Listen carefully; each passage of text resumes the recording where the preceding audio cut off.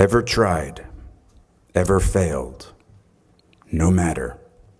Try again, fail again, fail better.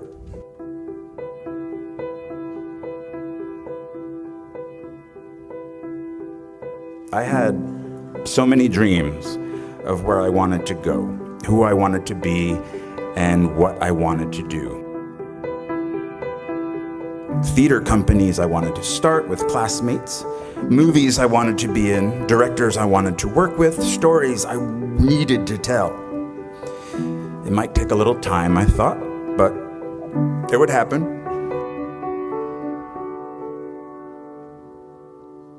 What I didn't have was cash, a bank account, a credit card, or an apartment. I just had debt. A big, hungry, growing larger every moment debt. I packed the life that I knew with socks and a toothbrush into my backpack, and I slept on couch after couch after couch after couch at friends' apartments in New York until I wore out their rent-paying roommates' welcome.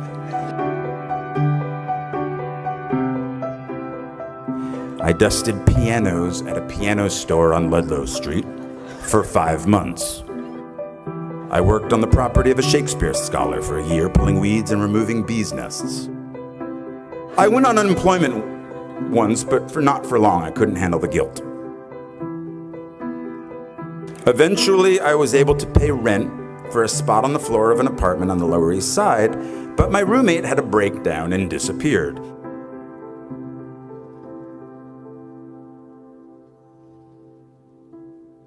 And then, finally, after 2 years of job and couch surfing, I got a job in application processing as a data enterer at a place called Professional Examination Services. And I stayed for 6 years. 6 years. From the age of 23 to 29. Well, they loved me there. I was funny. I wore black, no cape, no tights. I smoked in the loading docks with the guys from the mailroom, and we shared how hungover we all were. I called in sick almost every Friday because I was out late the night before. I hated that job, and I clung to that job.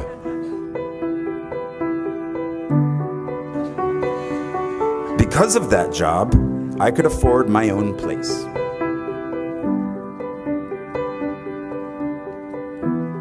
My dream of running a theater company with my friend and fellow Bennington graduate Ian Bell had died.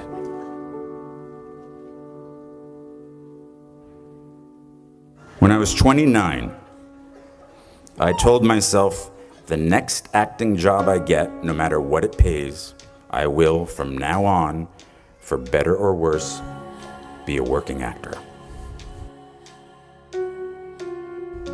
I got a low-paying theater job in a play called Imperfect Love, which led to a film called 13 Moons with the same writer, which led to other roles, which led to other roles. And I've worked as an actor ever since.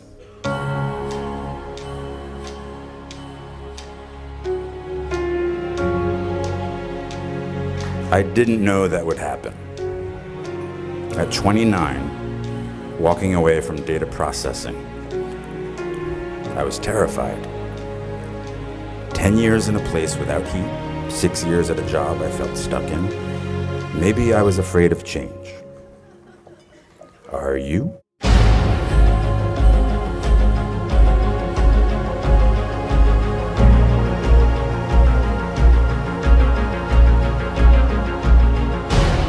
And so at 29, in a very long last, I was in the company of the actors and writers and directors I'd sought out that first year, that first day after school. I am by their sides. Raise the rest of your life to meet you. Don't search for defining moments because they will never come.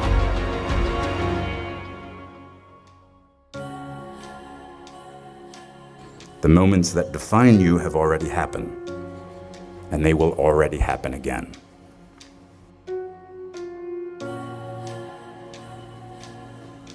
And it passes so quickly, so please bring each other along with you.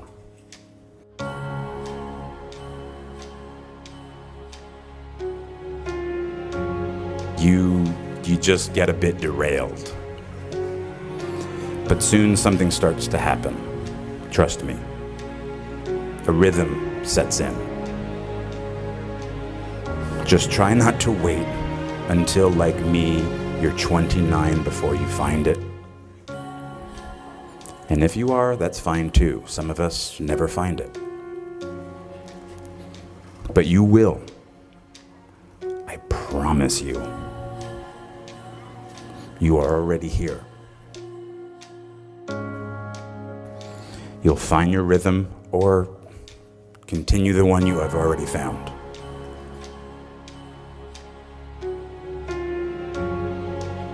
Don't wait until they tell you you are ready. Get in there. Sing.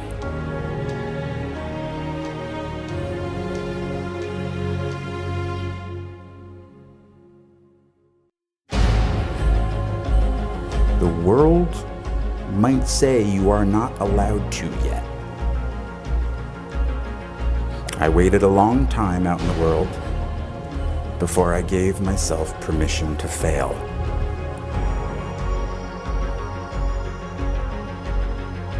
My parents didn't have much money, but they struggled to send me to the best schools.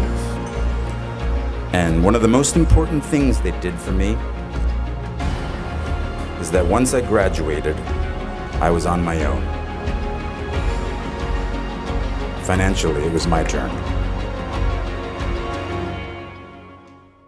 This made me very hungry, literally. I couldn't be lazy.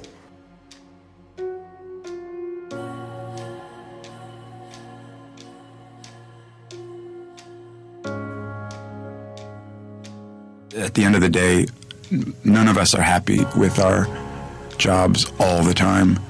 But I just sort of, I had some perseverance in terms of what I wanted to do and what I didn't want to do. And I think no is a very powerful word in our business that is very hard to use early on in your career.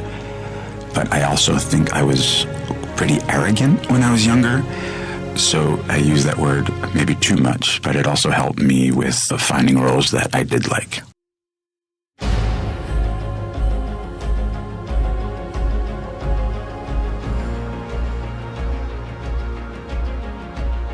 We burn very brightly. Please don't ever stop.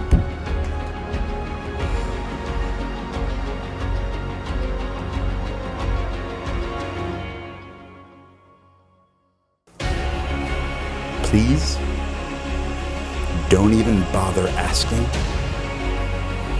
Don't bother telling the world you are ready. Show it. Do it.